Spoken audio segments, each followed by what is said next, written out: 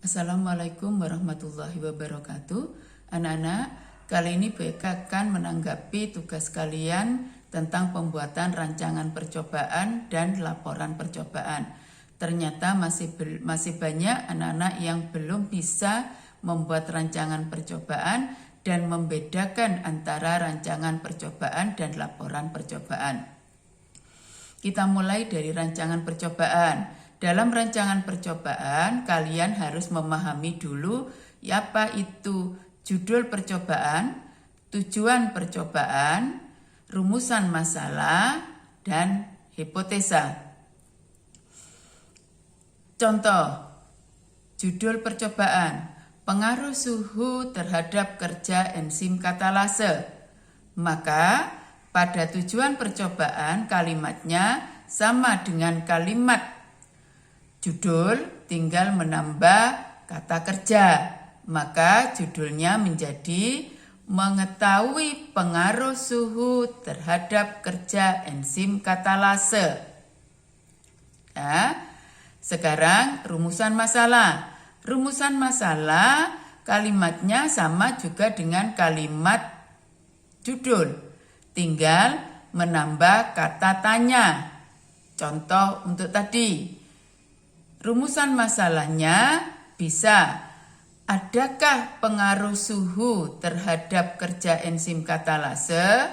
Bisa, apakah suhu berpengaruh terhadap kerja enzim katalase? Bisa, bagaimana pengaruh suhu terhadap kerja enzim katalase? Kalau rumusan masalahnya dengan kata tanya yang berbeda-beda, kamu bisa ambil salah satu.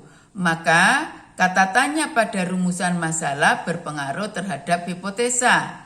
Hipotesa ada dua, hipotesa kerja yaitu hipotesa A dan hipotesa 0.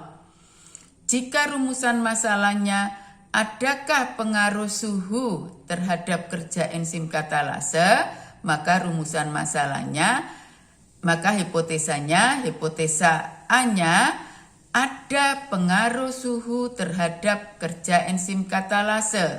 H0-nya tidak ada pengaruh suhu terhadap kerja enzim katalase. Jika rumusan masalahnya apakah suhu berpengaruh terhadap kerja enzim katalase, maka hipotesanya, hipotesa kerja, suhu berpengaruh terhadap kerja enzim katalase. Hipotesa 0-nya, suhu tidak berpengaruh terhadap kerja enzim katalase.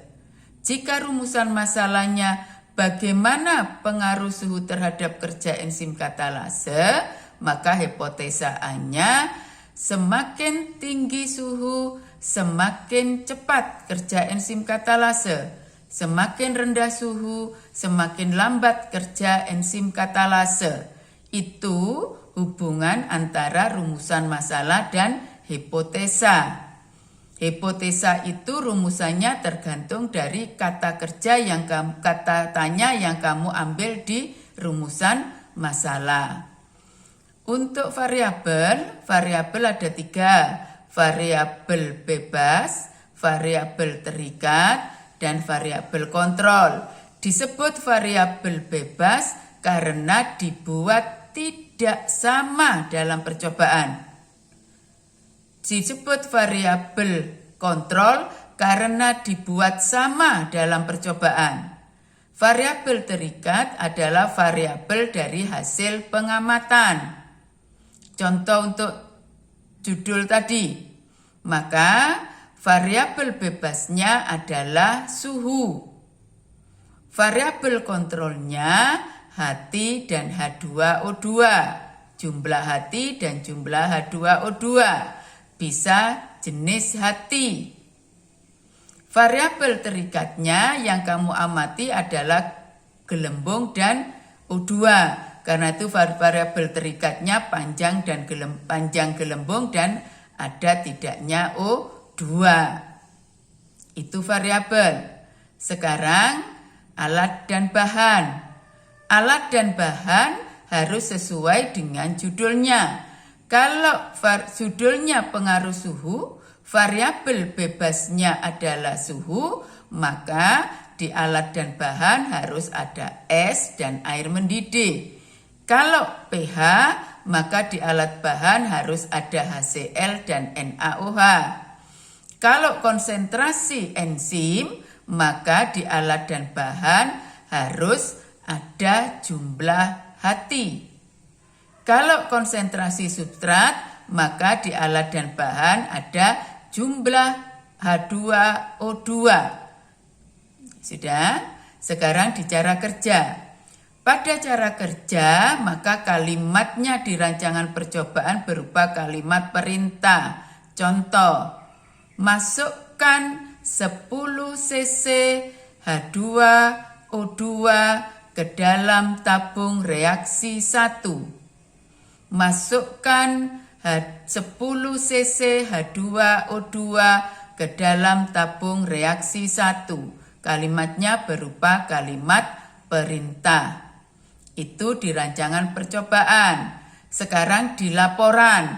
Pada laporan, maka penulisan judul, tujuan, rumusan masalah, hipotesa, variabel, alat dan bahan sama dengan yang ada di rancangan percobaan.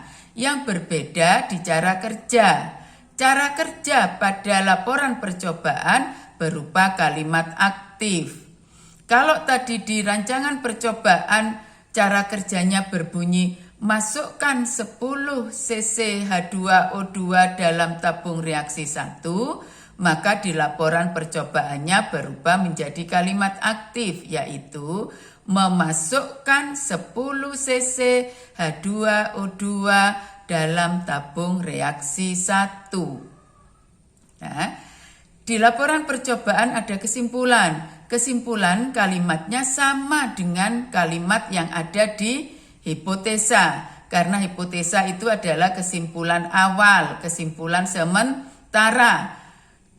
Maka kesimpulannya kalimatnya sama dengan hipotesa, sesuai dengan hasil percobaan. Apa hipotesa A yang diterima atau hipotesa 0 yang diterima. Di kesimpulan tidak usah diberi penjelasan. Penjelasan itu ditaruh di analisa data sesuai dengan hasil pengamatan. Demikian anak-anak, penjelasan ini semoga memberikan pengetahuan yang lebih terhadap kalian sehingga kalian tidak salah lagi dalam membuat rancangan percobaan atau laporan percobaan. Assalamualaikum warahmatullahi wabarakatuh.